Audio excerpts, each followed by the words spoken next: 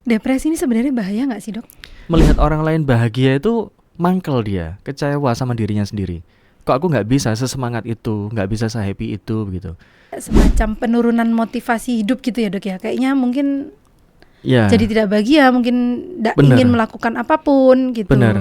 Mungkin kita pernah suatu ketika janjian sama seseorang, mendekati harinya kok udah kehilangan semangat, pengen batalin aja, terus kemudian pengen kerjakan sesuatu tapi mau memulai atau di pertengahan itu rasanya kok udahan aja gitu. Yuk ngopi, Bray.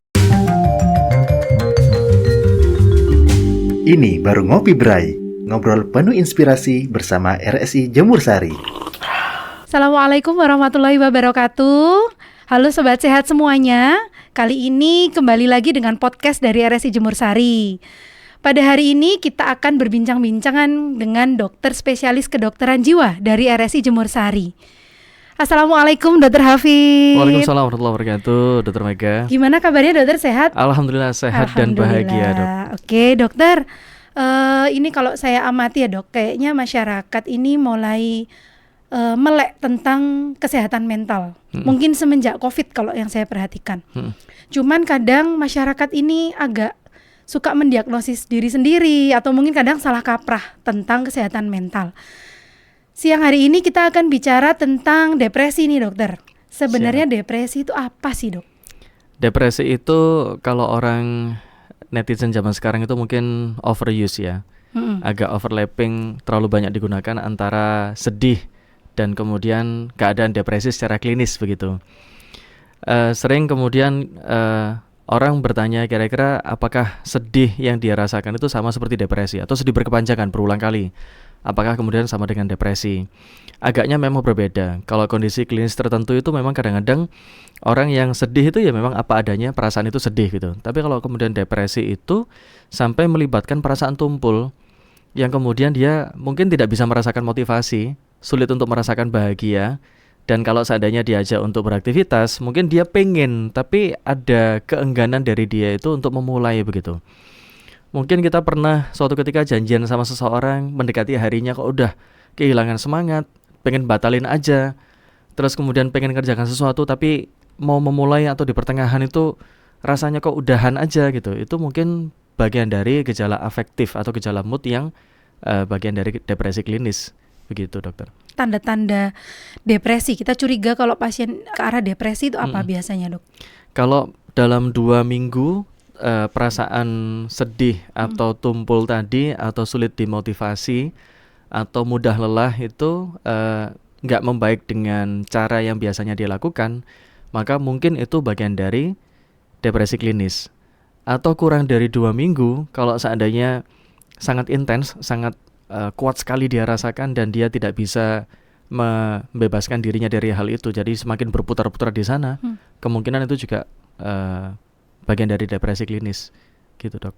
Berarti mungkin intinya mungkin kayak semacam penurunan motivasi hidup gitu ya dok ya. Kayaknya mungkin jadi tidak bahagia, mungkin tidak ingin melakukan apapun gitu. Benar. Mungkin kalau orang kurang motivasi, dikasih motivasi, mungkin dia bisa merasakan bahwa orang lain juga merasakan kegembiraan gitu.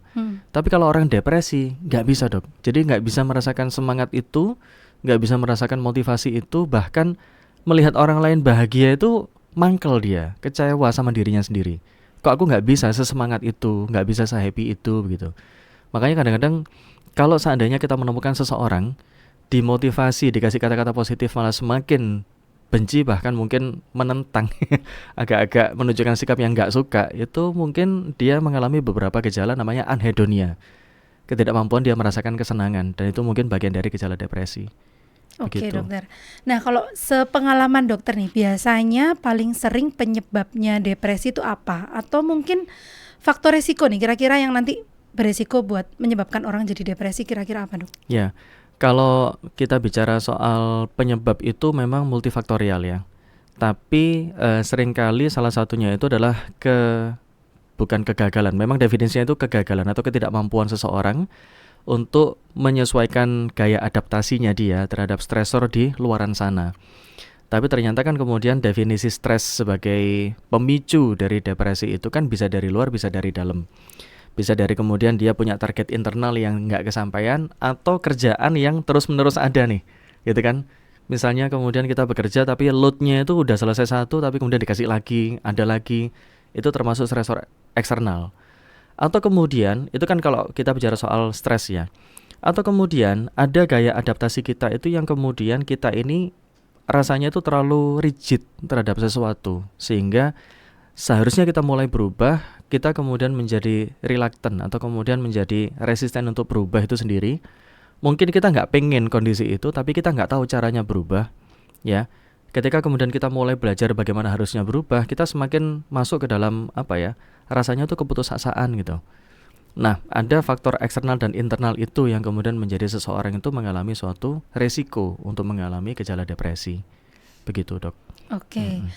Dokter, ada nggak misalnya golongan tertentu yang lebih beresiko untuk mengalami depresi? Apakah mungkin dari jenis kelamin atau dari usia atau pekerjaan tertentu mungkin, Dok? Iya, kalau kita bicara soal jenis pekerjaan itu kaitannya dengan stresor eksternal tadi. Memang menurut penelitiannya itu kan kalau studi epidemiologis kan berarti dia melihat suatu fenomena di masyarakat, diukur gejala depresinya dan kemudian dilihat 5 yang atau 10 yang kemudian paling beresiko begitu. Memang ada. Tapi kemudian kadang-kadang ternyata berbeda negara, berbeda populasi itu juga punya resiko pekerjaan yang berbeda-beda juga, kan ya. Nah, salah satu kemudian ciri khas dari resiko pekerjaan itu adalah pekerjaan yang beresiko tinggi. Pekerjaan dimanapun itu yang kemudian kita sebagai seorang pekerja itu memiliki risiko terkait dengan keselamatan kita. Misalnya orang yang bekerja di ketinggian, orang yang bekerja terkait dengan kasus-kasus yang mungkin terkait hukum atau kriminal begitu. Orang-orang yang kemudian terkait kasus yang survival, jadi misalnya dia seorang penyelam atau penambang atau kemudian bekerja di airspace di luar angkasa dan seterusnya, itu semuanya beresiko, itu namanya pekerjaan yang beresiko tinggi. Jelas stresornya itu tinggi begitu. Kemudian yang kedua dari segi usia. Usia itu terlalu muda dan terlalu tua itu ternyata lebih rentan. Terlalu muda itu bisa karena memang pengalaman hidupnya masih belum banyak. Atau kalau sekarang ini istilahnya generasi strawberry, generasi yang yang kemudian sama, karena orang tuanya kita sebagai milenial itu, orang tua mereka itu kita melek terhadap kesehatan mental in the name of well-being, mental well-being, atas nama kesehatan mental, kita tidak memberikan stresor yang cukup kepada anak-anak kita sehingga mereka tumbuh sebagai anak yang permisif ya. Permisif itu maksudnya ya bukan manja, bukan, tapi memang nggak terbiasa untuk menghadapi atau problem solving dengan gaya mereka sendiri begitu. Atau yang terlalu tua ini biasanya ada ketidakpuasan dalam hidup di fase-fase kehidupan sebelumnya, sehingga numpuk di masa tua dan seringkali kemudian dia berusaha untuk menceritakan kegemilangan usia sebelumnya gitu kan ya, seakan-akan seperti post-post syndrome, tapi sebenarnya dia nggak mencapai apa-apa di usia sebelumnya itu. Cuman ada beberapa fantasi, angan-angan yang kemudian itu dia sampaikan ke generasi di bawahnya, bahwa kehidupan bapak dulu itu seperti ini, kehidupan ibu dulu itu seperti ini, dan seterusnya. Padahal sebenarnya dia mencerminkan ada suatu ketidakpuasan begitu. Tapi sebenarnya kemarin ada paparan juga dari Direktorat Jenderal tentang Kesehatan Jiwa itu, ternyata di usia produktif itu juga beresiko, Dok. Karena sekarang ini banyak sekali alih teknologi pasca pandemi ya, yang kemudian kita itu dipaksa punya gaya kerja yang berbeda, kemudian penguasaan teknologi yang kemudian benar-benar harus masif ya. Banyak sekali kemudian peluang pekerjaan itu yang bisa tergantikan.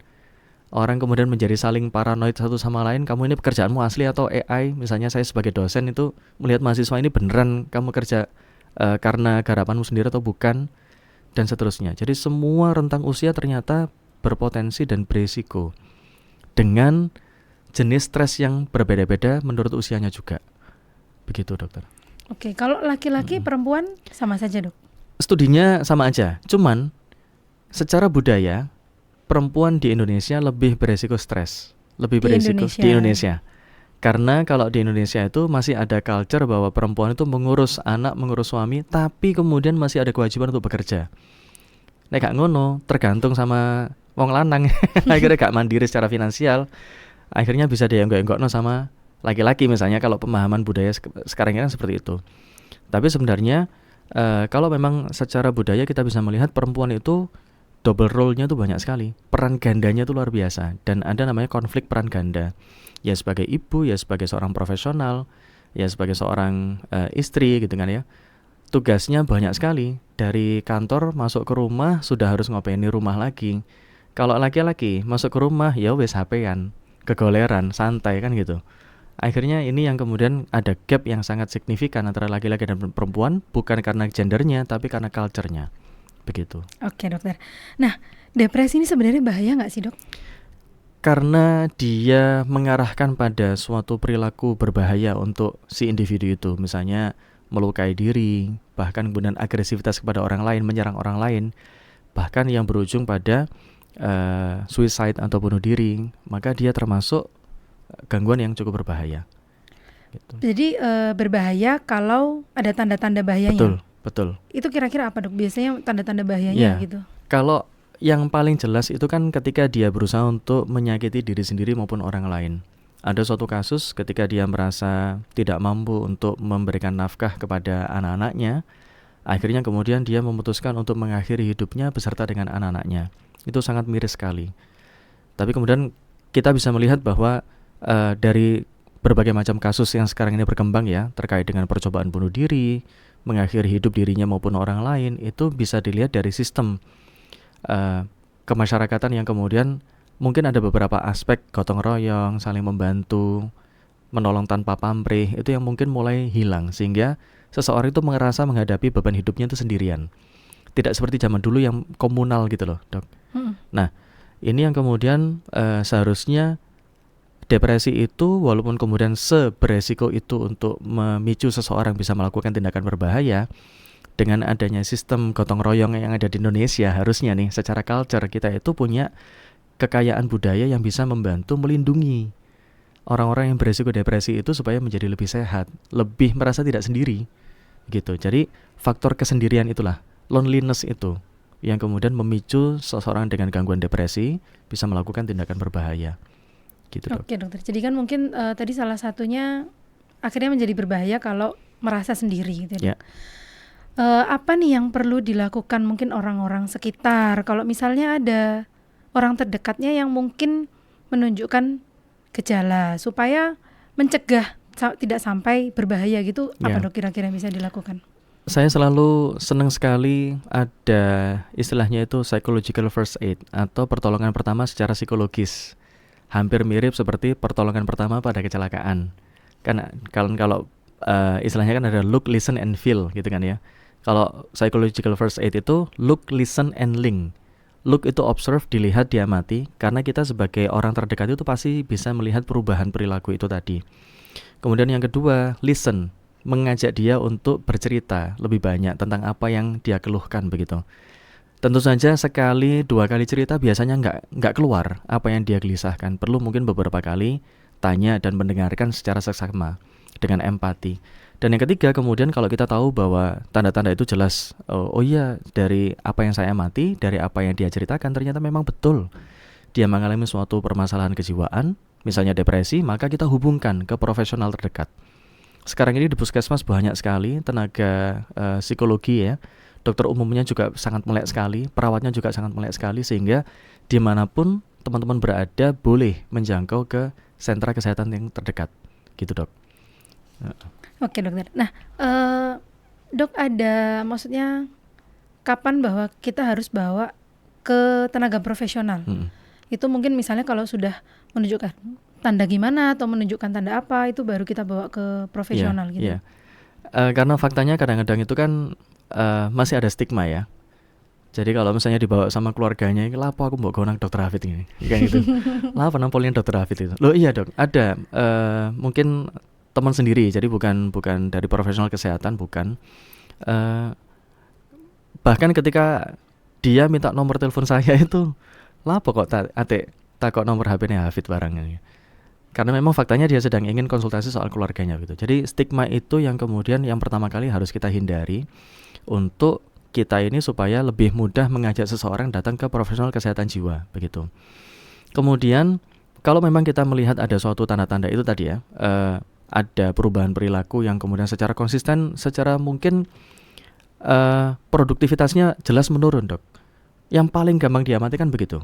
Dia menjadi lebih banyak mengurung diri di kamar, kemudian tidak banyak kegiatan yang secara fisik maupun secara ya nggak keluar kamar sama sekali, kemudian nggak ada kegiatan apa-apa di kamar gitu. Walaupun mungkin dia sibuk di kamar, tapi kalau seseorang itu terus-menerus mengisolasi dirinya dalam ruangan tertutup, pasti ada gejala depresi yang dia rasakan gitu. Kemudian memang jelas dia menceritakan ya, secara gamblang, secara verbal itu dia menceritakan, maka kita boleh segera mengajak dia ke profesional kesehatan. Tidak harus menunggu ada tanda-tanda bendera merah atau red flag tadi. Misalnya dia ada kesendirian, ada loneliness, hopelessness, sampai percobaan bunuh diri gitu kan ya. Uniknya kalau di budaya ketimuran seperti di Indonesia itu, Dr. Mega, itu ternyata ide-ide tentang keputusasaan itu diwacanakan secara tidak gamblang. Contohnya, aku pengen semuanya ini selesai. Aku pengen pergi jauh. Pokoknya ibu pengen pergi jauh aja lah. Pokoknya bapak nggak ngerti lah. Pokoknya keluar aja dari rumah gitu. Itu sebenarnya adalah narasi-narasi keputusasaan yang menandakan dia sedang mengalami hopelessness atau pesimistik ya. Merasa tidak ada harapan. Dan helplessness, merasa tidak ada pertolongan yang bisa dia raih begitu. Tidak harus menunggu kata-kata itu. Tapi kalau misalnya kita sudah melihat ada orang terdekat kita mengalami atau mengeluarkan narasi seperti itu, berarti ini ada suatu sistem di keluarga itu atau dalam kemasyarakatan itu yang perlu secara sigap mengajak dia ke profesional kesehatan jiwa. Gitu, dokter. Oke, dokter. Memang saya juga pengalaman sendiri, ada pasien yang saya arahkan ke poli jiwa itu merasa, mosok saya harus ke poli jiwa gitu. Jadi memang kadang pandangannya ke poli jiwa itu takutnya dianggapnya mungkin, mohon maaf, gangguan jiwa. Padahal tidak selalu ya dok ya sebenarnya. Oke. Dokter, kalau misalnya di puskesmas itu kan ada tenaga psikolog gitu ya dok. Sebenarnya bedanya antara spesialis kedokteran jiwa dan psikolog itu apa bedanya dokter? Ya, yang paling sederhana karena latar belakang keduanya juga berbeda. Kalau psikologi kan memang dari lulusan SMA mereka memperdalam S1 psikologi, kemudian profesi menjadi seorang psikolog klinis, psikolog industri atau psikolog pendidikan. Sementara kalau misalnya psikiater itu kan backgroundnya seorang dokter yang kemudian dia mendalami ilmu kedokteran jiwa. Sehingga ketika dua ahli ini memandang sebuah kasus, pasti sudut pandangnya juga agak berbeda. Kalau yang dari S1 psikologi itu dari dinamika psikisnya atau psikodinamika, psikososialnya begitu ya. Tapi kalau dari kedokteran itu mungkin melihatnya dari sistem biologisnya, bagaimana respon stres terhadap respon biologis tubuhnya, ada nggak sistem fisiologi yang terganggu. Jadi misalnya mulai ada gangguan tidur, gangguan selera makan, mungkin perempuan menstruasinya terganggu, kemudian kalau laki-laki mungkin ereksinya terganggu, itu kan dari sistem biologisnya. Sehingga kemudian penanganannya juga agak sedikit berbeda. Kalau dari dokter, psikiater juga pasti mungkin mindsetnya meresepkan obat-obatan, meskipun nggak selalu. Meskipun kadang-kadang mensyaratkan ada perubahan lifestyle, perubahan gaya hidup, tergantung dari tingkat depresinya, tergantung dari tingkat stresnya. Kalau dari psikologi, arahnya dinamika psikis itu tadi. Mungkin ada perubahan atau modifikasi dari lingkungan yang diharapkan. Mungkin ada family therapy, mungkin ada keluarga yang diajak konsultasi juga. Mungkin ada kemudian dari guru BK di sekolahnya atau siapapun yang berkontribusi terhadap anak ini atau orang ini. Nah itu pendekatannya memang sedikit berbeda, tapi bisa saling melengkapi. Begitu dokter. Oke dokter. Nah ini barangkali dari Sobat Sehat RSI Jemur Sari ada yang mau konsultasi ke Dokter Hafid, boleh di-spill dokter jadwal polinya? Ya, kalau saya di RSI insya Allah 2 hari, di hari Selasa dan Kamis. Dan di Selasa Kamis itu dari pagi sampai sore, bisa BPJS bisa umum. Kalau di RSI sendiri itu ada 2 atau 3 orang psikiater. Prakteknya ada dari hari Senin sampai hari Jumat, itu semuanya ada. Kalau saya sendiri 2 hari. Kemudian di RSI juga ada layanan psikologi, jadi cukup lengkap. Di sini teman-teman atau Bapak Ibu sekalian kalau misalnya mau mendapatkan pertolongan dari segi kesehatan jiwa, ada psikolog, ada psikiater, dan dari Senin sampai hari Jumat atau bahkan Sabtu itu ada dokter atau psikolog yang berpraktek juga di RSI. Oke, jadi untuk Sobat Sehat RSI Jemur Sari tidak perlu ragu lagi kalau memang merasa ada yang perlu dikonsultasikan terkait kesehatan jiwa. Monggo silahkan datang ke Poli Kesehatan Jiwa, insya Allah ada dari hari Senin sampai hari Jumat. Nah terakhir dokter, untuk take home message untuk masyarakat nih yang bisa kita simpulkan dari perbincangan kita hari ini. Ya, teman-teman dan Bapak Ibu sekalian, kita pasti menyadari kok dalam lubuk hati kita yang terdalam itu apakah kita itu membutuhkan konsultasi ataukah belum. Yang saya harapkan dari Bapak Ibu dan teman-teman sekalian ketika mendengarkan informasi ini, jangan terlalu menyangkal dirinya sendiri. Jangan denial sama dirinya sendiri. Kalau memang membutuhkan bantuan, silahkan datang ke psikiater atau psikolog terdekat atau siapapun orang yang bisa kita mintain bantuan. Karena kita perlu merawat kesehatan jiwa kita sebagaimana kita merawat kesehatan fisik kita. Semuanya harus seimbang, begitu. Oke, terima kasih banyak Dr. Sama-sama, Hafid. terima kasih Dr. Mega. Untuk Sobat Sehat RSI Jemur Sari, mudah-mudahan apa yang kita bicarakan hari ini menambah wawasan tentang kesehatan, terutama kesehatan jiwa. Terima kasih, saya tutup. Assalamualaikum warahmatullahi wabarakatuh.